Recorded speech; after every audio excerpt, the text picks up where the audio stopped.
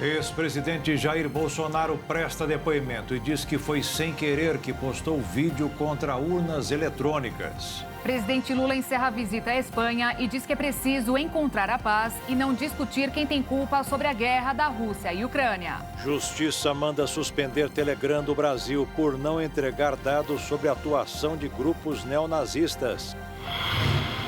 Prefeitura de São Paulo recebe autorização para comprar 20 mil câmeras de reconhecimento facial da população. Inflação recua, pedidos de empréstimos aumentam e a taxa de juros do cartão de crédito dispara. Em 40 anos, Brasil perdeu área verde equivalente aos territórios do Chile e da Colômbia juntos. No dia da hipertensão, o assunto interessa a 30% dos brasileiros que enfrentam o problema. E o piloto Ayrton Senna é declarado o patrono do esporte brasileiro. Agora no Jornal das 22.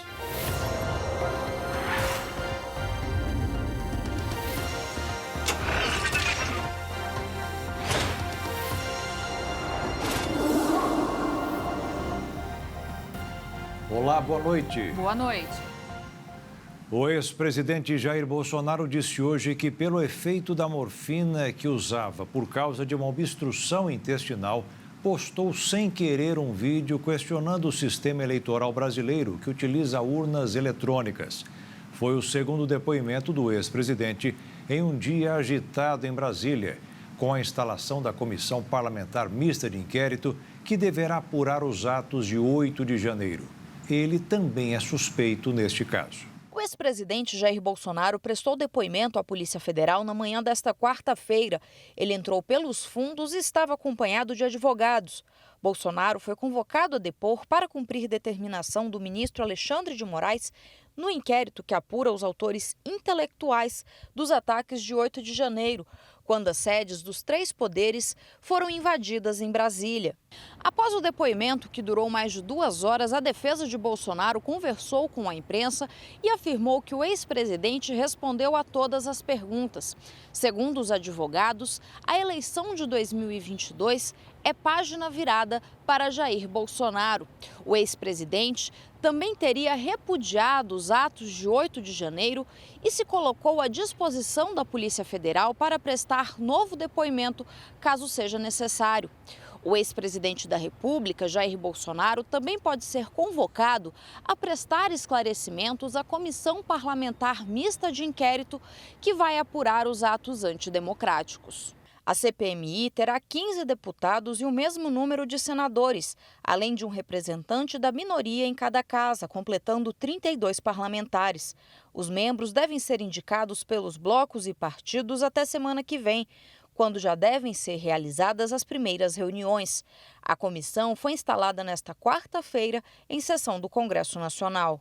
Há sobre a mesa o requerimento de autoria do ilustre deputado André Fernandes e de outros parlamentares. O requerimento requer a criação de comissão parlamentar mista de inquérito com a finalidade de investigar os atos de ação e omissão ocorridos no último dia 8 de janeiro, nas sedes dos 3 poderes da República, em Brasília, nos termos do artigo 58 da Constituição Federal e 21 do Regimento Comum do Congresso Nacional. O requerimento contém o número constitucional de subscritores e será publicado para que produza seus efeitos legais. Requerimento número 1 de 2023. A presidência solicita aos senhores e senhoras líderes que indiquem os nomes dos membros dos partidos e blocos para integrarem a referida comissão, de acordo com a proporcionalidade que será enviada, após publicação, às lideranças das casas legislativas. O ministro Dias Toffoli, do Supremo Tribunal Federal, deu o segundo voto a favor de tornar réus mais 200 denunciados pela participação nos atos de 8 de janeiro em Brasília. Ele acompanhou o voto do relator Alexandre de Moraes. O julgamento ocorre no plenário virtual do STF, sistema pelo qual cada ministro deposita seu voto. A análise começou ontem e está prevista para ocorrer até a próxima terça-feira, dia 2 de maio. A defesa do ex-ministro Anderson Torres apresentou hoje ao Supremo Tribunal Federal um novo pedido de liberdade para ele. O argumento é de que um laudo médico prova que o estado de saúde dele piorou, principalmente na questão psíquica. Segundo os advogados, Anderson Torres, que é acusado de participação nos atos do último dia 8 em Brasília, está impossibilitado, inclusive, de prestar qualquer depoimento à justiça. Existiria até, de acordo com o documento da defesa, o risco dele tentar o suicídio. Após receber o pedido da Justiça brasileira e efetuar a prisão de Tiago Brenan, o governo dos Emirados Árabes autorizou a Embaixada Brasileira em Abu Dhabi para realizar a extradição do empresário. 7 meses após sair do Brasil, Tiago Brenan poderá voltar para sua terra natal em breve. Ele ficou conhecido após agredir em agosto de 2022 a modelo Aline Helena Gomes durante discussão em uma academia de ginástica na zona oeste de São Paulo. Em seguida, ao menos outras 15 mulheres o acusaram de supostos crimes sexuais. Em sua ficha, Brenan tem 8 denúncias do Ministério Público de São Paulo e 5 prisões preventivas decretadas. Após denúncias contra ele virem à tona no Brasil e ele deixar o país, chegou a ser preso pela Interpol em outubro do ano passado em Abu Dhabi, nos Emirados Árabes, mas foi solto depois de pagar fiança. Em novembro, a Embaixada Brasileira em Abu Dhabi formalizou às autoridades locais o pedido de extradição. Autorizada, Brenan voltou a ficar atrás das grades no dia 17 na capital do país. A expectativa é que assim que desembarque no Brasil, Brenan seja levado para a audiência de custódia. Em seguida, será encaminhado para o sistema penitenciário. A promotoria considera que, com a presença do empresário em solo brasileiro, o andamento das ações será acelerado, assim como as demais investigações que estão em andamento no âmbito do Ministério Público. A Polícia Federal afirmou que, por questões de segurança, informações sobre extradição não serão divulgadas até a sua efetiva realização, ou seja, até que Tiago seja recolhido ao sistema prisional. Fontes ligadas ao processo de extradição afirmam que os advogados do empresário tentavam negociar uma cela especial para ele, mas o tratamento na extradição não será especial. Isso porque a Polícia Federal estará preparada para lidar com uma possível agressividade do empresário. Dessa forma, ele será algemado se apresentar atitudes violentas. A expectativa é que 4 funcionários da Polícia Federal participem da extradição de Brenan, sendo um deles lutador de jiu-jitsu. Além disso, o ministro da Justiça, Flávio Dino, afirmou que o governo brasileiro buscará Brenan com brevidade. A intenção é que a equipe que irá buscar o empresário consiga embarcar o quanto antes. O prefeito de Araucária, na região metropolitana de Curitiba, Rissan Hussein Derraine, demitiu hoje a sua própria sogra, Marilene Rode, do cargo de secretária municipal de Cultura e Turismo. A polêmica começou quando o prefeito, de 65 anos de idade, se casou com uma jovem de 16 anos. E um dia depois nomeou a própria sogra para a ocupação. Ele também exonerou a irmã da sogra, Elisângela Rode, que era secretária de planejamento. Segundo o prefeito, as decisões foram tomadas para que a gestão não seja manchada. A Polícia Federal realizou uma operação contra o contrabando de diamantes. A PF acredita que, ao todo, o grupo tenha movimentado cerca de 30 milhões de reais com as joias ilegais no período de 7 meses. 5 pessoas foram presas. A Polícia Federal realizou a Operação Itamarã contra a organização criminosa que atuava na extração, intermediação, comércio e exportação ilegal de pedras preciosas, em especial diamantes brutos e ouro. Além das pessoas presas, a operação tem 8 mandados de prisão e 42 de busca e apreensão, contra 32 pessoas físicas e 7 empresas nos estados do Mato Grosso do Sul, Paraná, Minas Gerais, São Paulo e no Distrito Federal. Os mandados foram expedidos pela 2ª Vara Federal de Piracicaba, onde a investigação se originou. Também foram cumpridas medidas cautelares internacionais nos Estados Unidos, Bélgica e Emirados Árabes, mediante cooperação policial e jurídica que ainda será necessária para tentar prender um suspeito em Londres. A investigação teve início em 2020, com informações repassadas à unidade de inteligência por uma pessoa da cidade que fazia parte da organização criminosa relacionada a pedras preciosas. A apuração da Polícia Federal também desvendou basicamente o caminho que as pedras fariam. Segundo a PF, os diamantes e ouro eram extraídos de forma ilegal dos estados de Rondônia, Mato Grosso e Minas Gerais. Dessa forma, essas pedras eram trazidas para São Paulo e para o Paraná e, posteriormente, elas tinham as suas destinações ao exterior. A investigação identificou remessas para a Bélgica, Estados Unidos, Turquia, Emirados Árabes, Coreia do Sul e África do Sul. O grupo, segundo a investigação, tinham empresas abertas, algumas de fachada, e emitiam notas frias na hora de transportar as pedras e o ouro. Caso fossem flagrados, apresentavam esses documentos. Mas, na sequência, as notas eram canceladas. Durante a investigação, a Polícia Federal conseguiu identificar, inclusive em grupos de aplicativos de mensagens, intermediadores e possíveis compradores para os materiais. A próxima fase da investigação vai analisar todos os materiais apreendidos, inclusive armazenados em nuvem, e programar novas operações. A Justiça Federal do Espírito Santo determinou nesta quarta-feira que as operadoras de telefonia e lojas de aplicativos suspendam imediatamente o acesso ao aplicativo Telegram após a plataforma não entregar dados sobre grupos neonazistas à Polícia Federal. De acordo com a PF, as empresas de telefonia responsáveis por essas lojas de aplicativos nos celulares vão receber o ofício sobre a suspensão do aplicativo.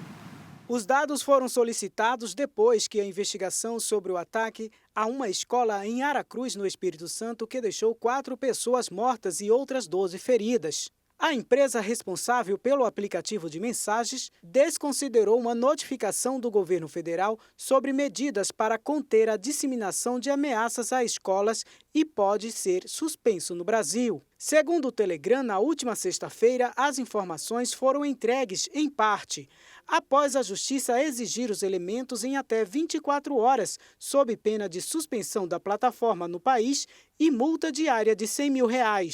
De acordo com o governo, o aplicativo de mensagens foi a única plataforma digital que não respondeu às notificações da pasta. O governo ainda articula com a Agência Nacional de Telecomunicações para que a estatal também notifique a plataforma. No início do ano, o ministro do Supremo Tribunal Federal, Alexandre de Moraes, aplicou uma multa de R$1.200.000 ao aplicativo por descumprimento de uma ordem judicial para bloquear o canal de um deputado federal. E a seguir, presidente Lula encerra a visita à Espanha e diz que é preciso encontrar a paz e não discutir quem tem culpa sobre a guerra da Rússia e Ucrânia. E ainda, inflação recua, pedido de empréstimos aumentam e a taxa de juros do cartão de crédito dispara.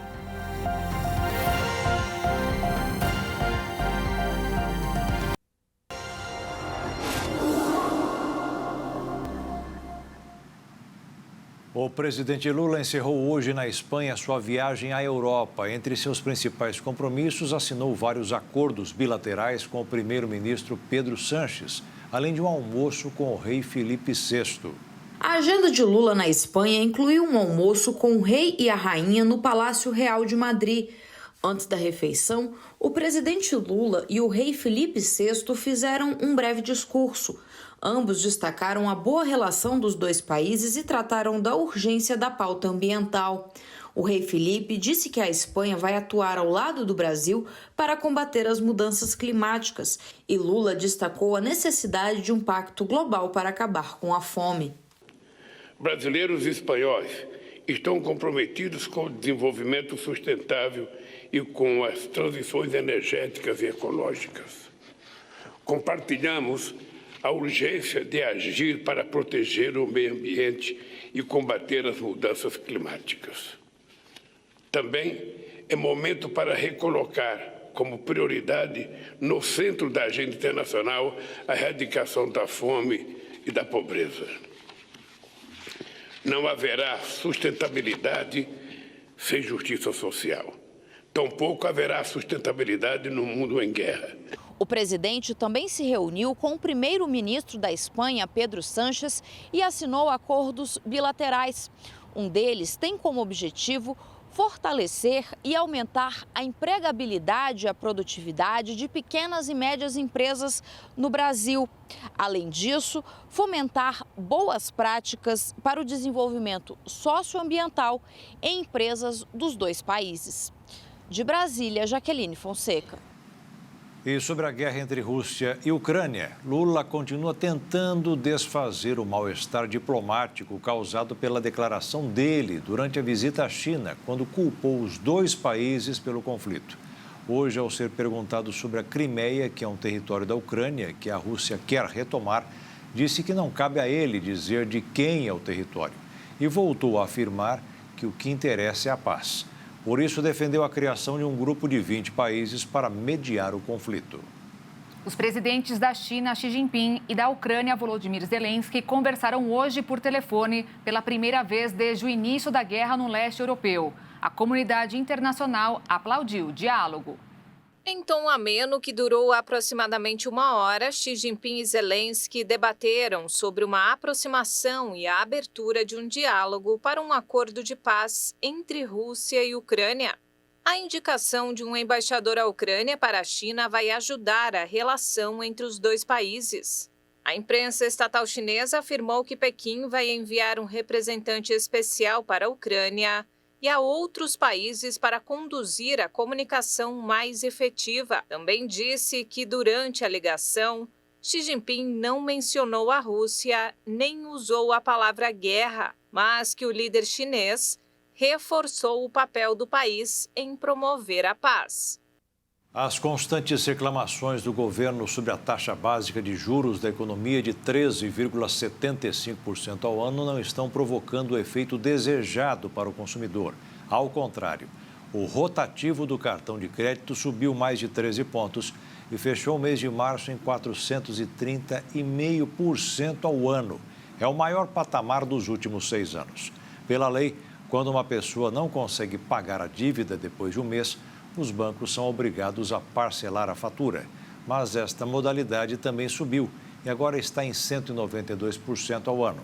É a Selic multiplicada por 14.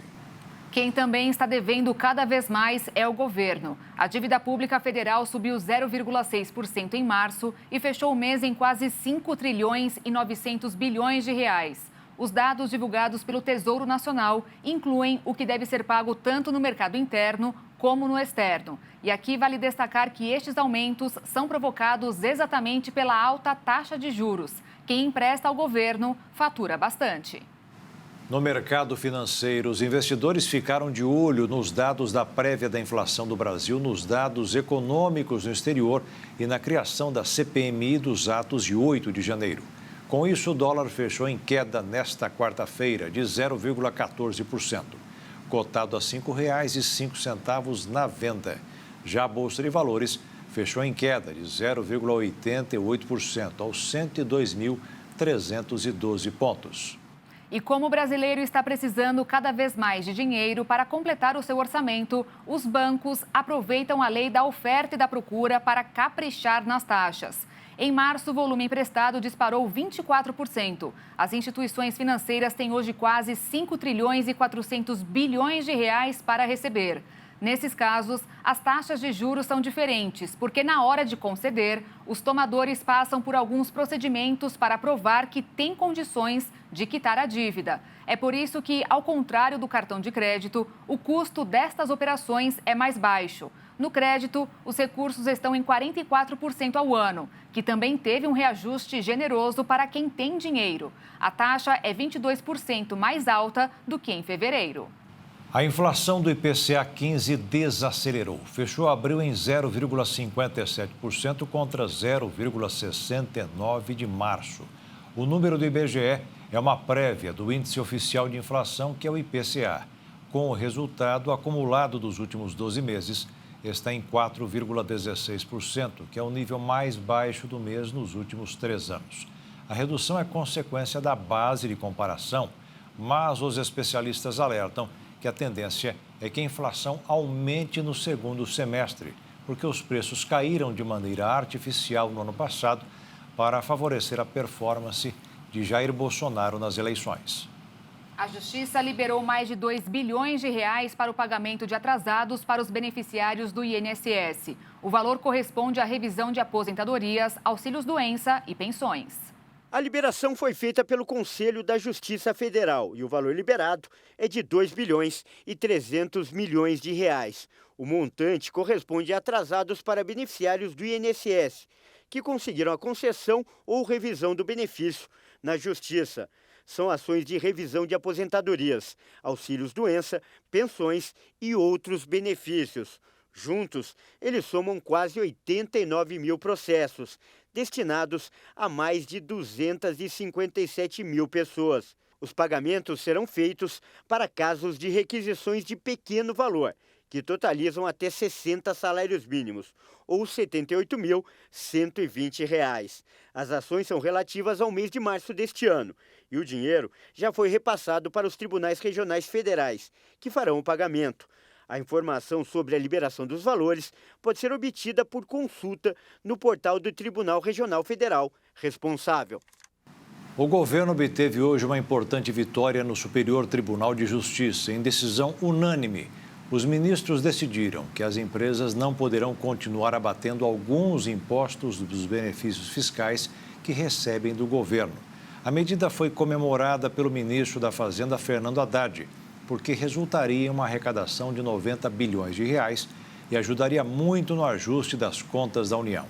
Mas o ministro do STF, André Mendonça, indicado à corte pelo ex-presidente Bolsonaro, brecou a decisão, alegando que o Supremo também está avaliando a questão. E como o STF é superior ao STJ, fica tudo parado. A Agência Internacional de Energia anunciou hoje que a venda de veículos elétricos manteve o crescimento explosivo este ano. E a expectativa é de que, em breve, a cada 5 carros comercializados no mundo, 1 seja elétrico. O mercado de veículos elétricos segue em franca expansão.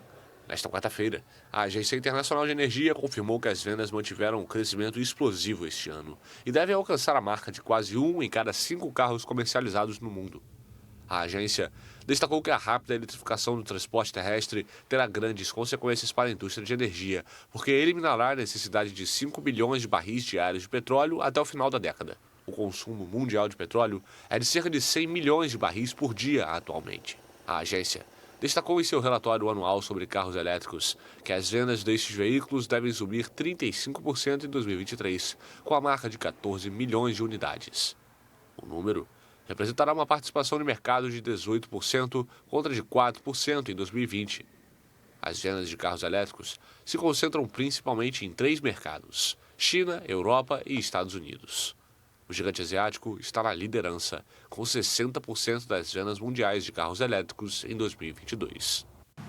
E a seguir, a Prefeitura de São Paulo recebe autorização para comprar 20 mil câmeras para reconhecimento facial da população. E veja também, no dia da hipertensão, assunto interessa a 30% dos brasileiros que enfrentam o problema.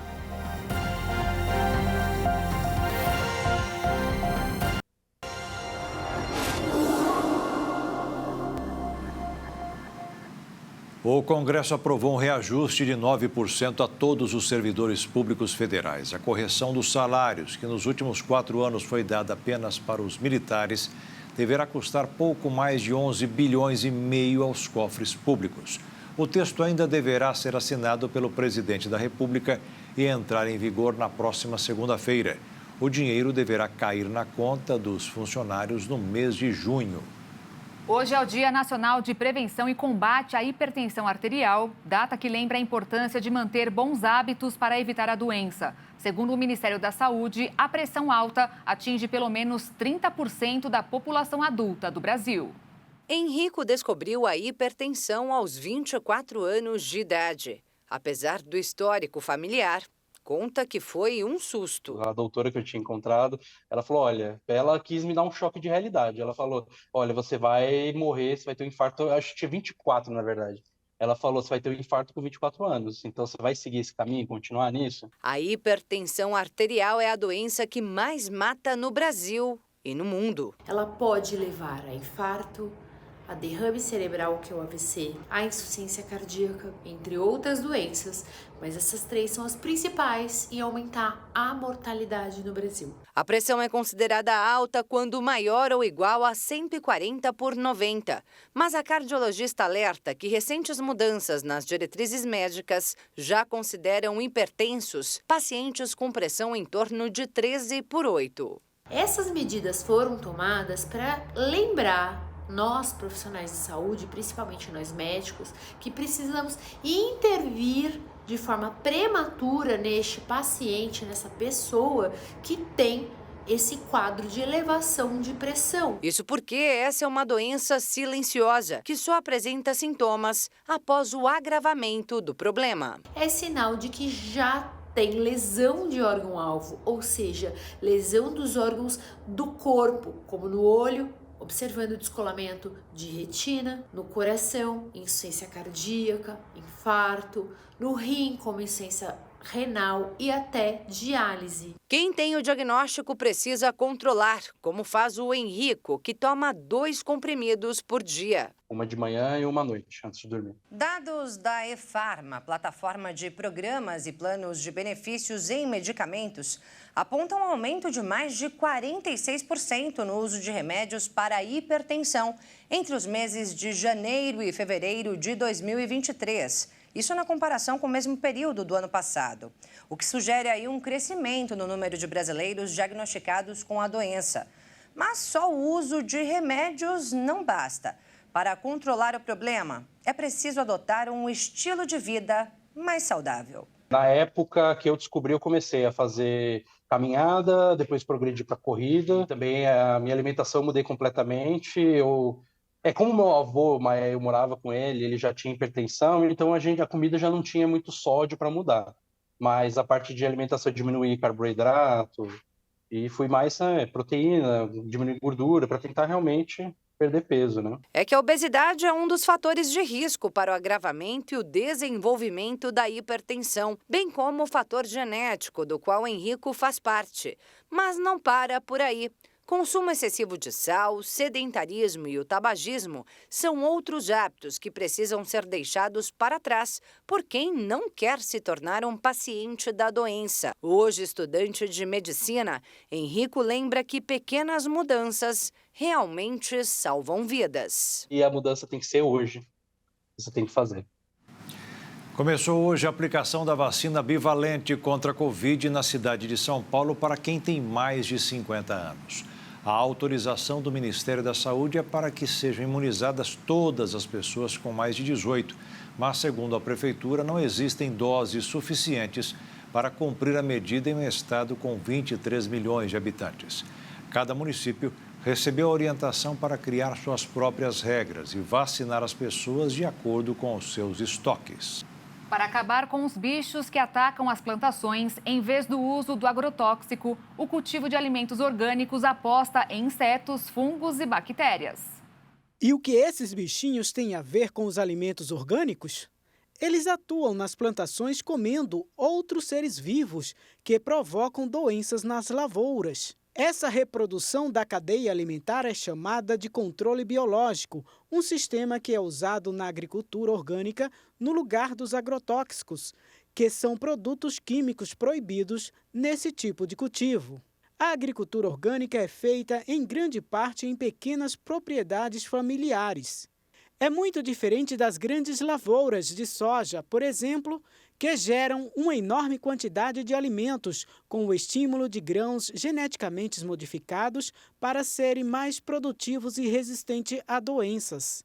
A empresa brasileira de pesquisa agropecuária, a Embrapa, publicou uma cartilha que ajuda a reconhecer as principais pragas da mandioca, como insetos e ácaros, que prejudicam a produção. O manual também ensina como fazer armadilhas e mostra os principais inimigos naturais desses insetos. Na semana de 8 a 12 de maio, o Conselho Nacional de Justiça vai promover um mutirão por todo o Brasil para emitir o registro civil aos mais de 2.700.000 pessoas que hoje não têm nenhum documento. A prioridade será para pessoas em situação de rua que dependem de um documento para ter acesso a direitos básicos como programas assistenciais, matrículas em escolas públicas e atendimento no Sistema Único de Saúde. Segundo o levantamento do Instituto de Pesquisas Econômicas e Aplicadas, a população em situação de rua no Brasil aumentou 211% em 2022, na comparação com 2021, e que há no país mais de 230.000 pessoas nessa condição. Mas a campanha Primeira Semana Nacional de Registro Civil, Registre-se, também tem como alvo populações socialmente vulneráveis, como os povos indígenas, ribeirinhos, refugiados e população carcerária. Criado neste ano pela Corregedoria Nacional de Justiça, um dos bancos do CNJ, o mutirão deve se repetir ao menos uma vez por ano.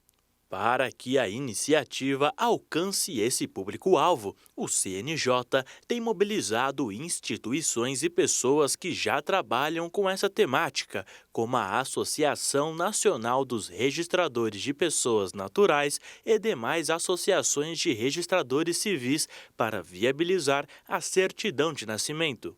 Defensorias públicas e o Ministério Público também são parceiros da iniciativa, auxiliando na presença de registradores em praças públicas, por exemplo. Tanto a fiscalização do trabalho como os resultados finais ficarão a cargo das corregedorias gerais dos tribunais de cada estado.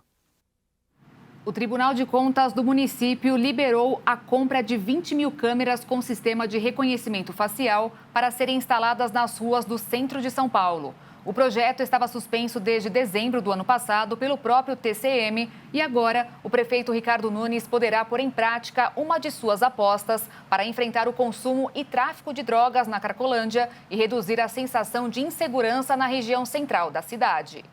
As imagens captadas pelo programa Smart Sampa permitirão a integração de diversos órgãos, como Guarda Civil Metropolitana, CET, Defesa Civil e SAMU. A Prefeitura defende que este projeto dará maior agilidade e eficácia ao atendimento de eventuais ocorrências. Agora, a gestão municipal deve ajustar o texto para seguir as recomendações do tribunal para dar seguimento ao projeto.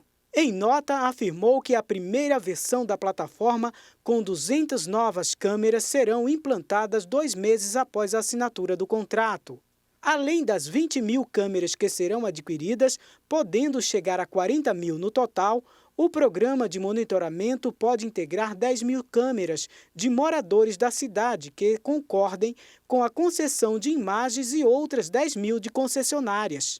Pela proposta, a central do Smart Sampa ficará na sede da Prefeitura e poderá ser transferida para o Palácio dos Correios, caso avance uma concessão debatida entre o governo federal e a administração municipal.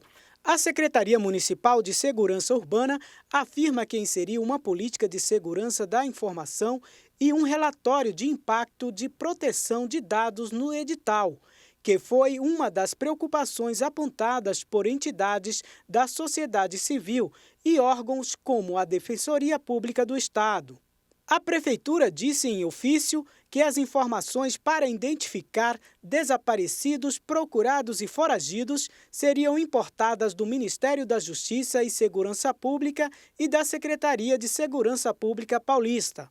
As câmeras devem se somar aos esforços da Prefeitura e do governo para revitalizar o centro da cidade e será uma das frentes de ação para combater o consumo de drogas na Cracolândia.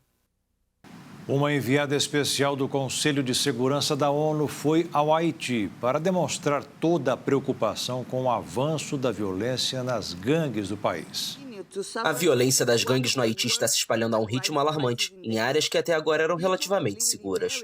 O alerta foi lançado nesta quarta-feira pela enviada especial da ONU no país caribenho, durante uma reunião do Conselho de Segurança. Desde o último relatório do meu antecessor ao Conselho, em janeiro, a criminalidade das gangues aumentou. A violência das gangues está se espalhando a um ritmo alarmante em áreas anteriormente consideradas relativamente seguras, em Porto Príncipe e fora da capital. A violência horrível em áreas dominadas por gangues, incluindo a violência sexual, especialmente contra mulheres e meninas, é emblemática do terror sofrido por grande parte da população do Haiti. Is emblematic of the terror afflicting much of Haiti's population. Salvador, que foi recentemente nomeada para o cargo, expressou particular preocupação com a situação das crianças, que sofrem sequestros, assassinatos e estupros e muitas vezes são recrutadas por gangues. A enviada da ONU lembrou a necessidade urgente de apoio internacional à polícia haitiana, que tem apenas 3.500 soldados para garantir a segurança de todo o país. No contexto da tensão que o país vive, esta semana um grupo de civis apedrejou e queimou mais de uma dúzia de alegados membros de gangues, em resposta a ataques e roubos em vários bairros residenciais. A equatoriana alertou ainda que essa dinâmica inevitavelmente leva à ruptura do tecido social, com consequências imprevisíveis para toda a região. E veja a seguir, em 40 anos, o Brasil perdeu área verde equivalente aos territórios do Chile e da Colômbia juntos. E ainda, piloto Ayrton Senna é declarado patrono do esporte brasileiro.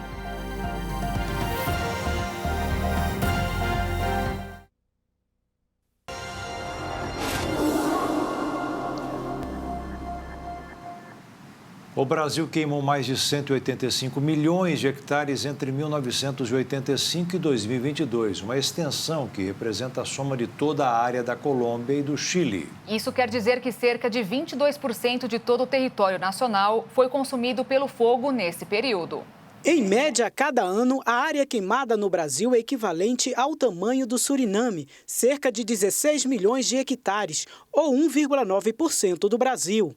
Esses dados, que estão em um levantamento divulgado pelo Mapa Biomas, foram obtidos a partir de imagens de satélite. O consórcio, formado por ONGs, universidades e empresas de tecnologia, porém não contabiliza o número de focos de calor, mas sim a extensão consumida pelas chamas. O cálculo médio anual, por exemplo, considera várias áreas que queimaram no mesmo lugar durante o período. Ainda de acordo com o levantamento, a área afetada pelo fogo varia entre os 6 biomas brasileiros. No quadro geral, quando comparamos o percentual de área consumida pelas chamas em relação à área do bioma, Pantanal e Cerrado encabeçam esse triste ranking. Já quando o índice leva em conta o total de área queimada, a Amazônia e Cerrado lideram, com 80,95 e 79,2 milhões de hectares queimados, respectivamente. Além disso, 85% da área de florestas queimadas ocorreu na Amazônia e a maior parte das queimadas no bioma ocorreu em agosto, setembro e outubro do ano passado, durante a temporada de queimada. Foi justamente nessa época que a floresta registrou altas taxas de foco, com o pior agosto de queimadas dos últimos 12 anos e o pior setembro dos últimos 24 anos. A temporada de incêndios geralmente ocorre na Amazônia entre junho e outubro, mas fazendeiros, garimpeiros e grileiros derrubam a floresta e se preparam para queimá-la durante todo o ano. No novo estudo, o MAP Biomas ainda ressalta que, em nível nacional, justamente os meses entre julho e outubro concentram 79% da área queimada no Brasil desde 1985, com setembro respondendo por 34% do fogo. A taxa varia entre os biomas quando comparados o registro mensal de fogo. No caso da Caatinga, por exemplo, aproximadamente 60% do fogo acontece em outubro e dezembro. No Cerrado, 89,5% do fogo ocorre principalmente entre julho e outubro. Dubai inaugurou um parque que promete oferecer uma experiência bem diferente aos visitantes. O Dubai Crocodile Park abriga 250 crocodilos do Nilo, uma das maiores espécies do mundo de todas as idades. Os 20 mil metros quadrados também servem de moradia para os lagartos, cobras e pássaros e contam com museu, áreas de lazer e aquário.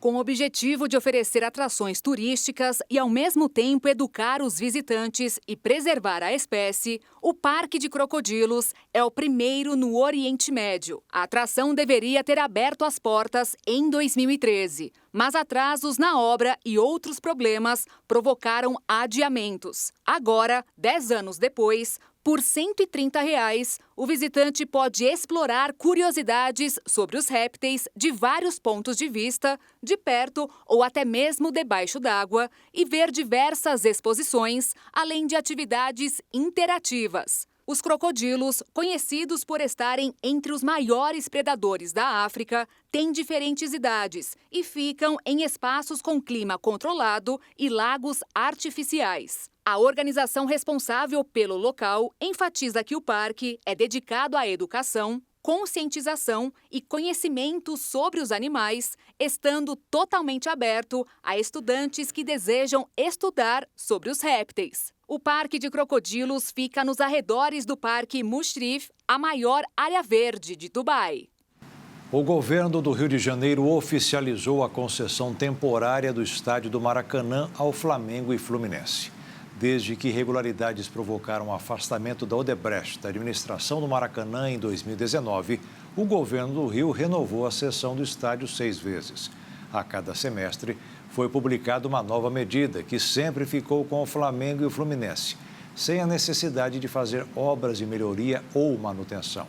A última venceu ontem. No Diário Oficial de hoje, foi publicada mais uma autorização para os dois times continuarem na administração do Maracanã até outubro deste ano. A dupla Fla-Flu pagou R$ 14.250.000 pelo novo período, mas o Vasco também quer participar da licitação que vai garantir o controle definitivo do estádio. A briga, por isso, está na Justiça. O ex-governador do Rio de Janeiro, Luiz Fernando Pezão, foi inocentado pelo Tribunal de Justiça do Rio no caso em que era acusado pelo Ministério Público de ter agido de má-fé em obras de iluminação no estádio do Maracanã. A medida alegava que Pezão realizou a troca das lâmpadas do estádio sem necessidade, violando os princípios da administração pública, causando um prejuízo de quase 3 milhões de reais aos cofres do governo. Mas o juiz Daniel Calafate aceitou a defesa de Pezão, que diz ter atendido aos pedidos do Comitê Olímpico Internacional para realizar os Jogos Olímpicos de 2016. E falando em futebol, o maior jogador de todos os tempos, Pelé, também foi eternizado na língua portuguesa. Depois de uma campanha com mais de 120 mil assinaturas online, o rei do futebol entrou para o dicionário Michaelis, com seu apelido para descrever aquilo que justamente foi durante toda a vida. Ele aparece como sinônimo de inigualável, algo fora do comum. A novidade foi anunciada no evento Summit Sports, realizado em São Paulo, com executivos e líderes do esporte de todo o mundo. Hoje, uma das nossas maiores estrelas esportivas foi elevada a patrono. O ídolo e referência do automobilismo brasileiro e mundial, Ayrton Senna, foi homenageado por uma lei sancionada pelo vice-presidente Geraldo Alckmin e publicada no Diário Oficial da União. Elevar a patrono, termo que integra de maneira excepcional o que foi Ayrton Senna para o Brasil. Uma personalidade recebe o reconhecimento de patrono ao defender uma causa, um ponto de vista e se destacar em sua área de atuação. E era exatamente dessa forma que o nosso herói do domingo emocionava milhões de brasileiros ligados na tela da televisão assistindo suas vitórias.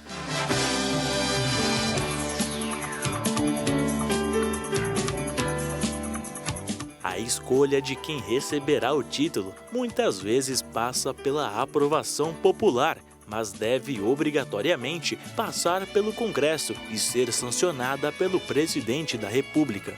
De acordo com o deputado federal Felipe Barros, do PL do Paraná, por quem a proposta foi protocolada em 2019, Ayrton Senna estabeleceu um novo patamar de excelência no esporte. Além disso, ele foi incansável na busca de ultrapassar seus próprios limites, sendo responsável por alguns dos momentos mais marcantes na memória do torcedor brasileiro. A lei para tornar o nosso ídolo nacional em patrono já havia sido aprovada pelo Senado em março deste ano. A decisão passa a valer a partir da data de sua publicação pelo presidente em exercício, visto que o titular do cargo, o presidente Lula, está em viagem oficial pela Europa.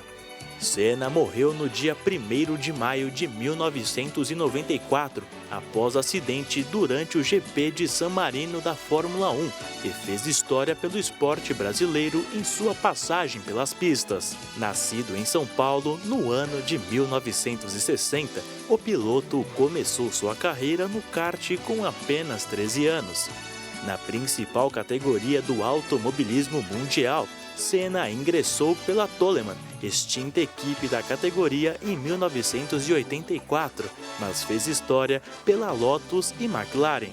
Em 162 grandes prêmios disputados, conquistou 80 pódios e 41 vitórias, além de 3 títulos em 1988, 1990 e 1991, todos pela McLaren. Senna se junta a outros importantes nomes da cultura brasileira na condição de patrono. Além do piloto, o ativista político Tiradentes, o escultor Aleijadinho, o escritor Machado de Assis, o engenheiro Santos Dumont, o educador Paulo Freire, o arquiteto Oscar Niemeyer e o ativista ambiental Chico Mendes receberam o título nas áreas que se destacaram ao longo de suas carreiras. E o Jornal das 22 termina aqui. Obrigada pela sua companhia, um ótimo fim de noite para você e nós te esperamos amanhã. Uma boa noite, fique na paz. Tchau.